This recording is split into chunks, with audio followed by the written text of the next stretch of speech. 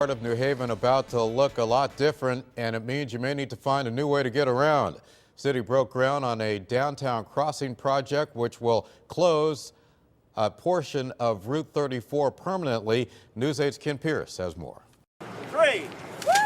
Usually politicians break ground to open a new highway. This time it's to close a highway that never should have been built. In the 1950s, the Oak Street neighborhood was emptied out. Hundreds of homes were bulldozed, all to build Route 34, a highway to make it easier for people from the suburbs to get into New Haven. But the road cut off the hill section of New Haven from the downtown area.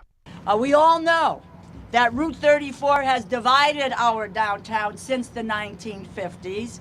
So here's the problem. You get to the end of several streets in downtown New Haven, try to cross over into the hill section there, and you can't go anywhere because of 34.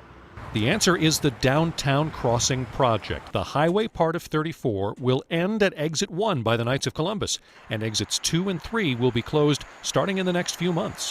What will we replace it with? With boulevard streets on either side. North Frontage Road, Martin Luther King Boulevard, South Frontage Roads. They will have box lanes, wider. They will be boulevards. The grid of city streets will be extended over what's now 34. And on the extra city blocks, hundreds of thousands of square feet of new office space, bringing hundreds of jobs. We need to grow thousands of additional jobs in the coming years here in New Haven and throughout the state. But for all of us who already work in downtown New Haven, it will mean big changes to traffic patterns.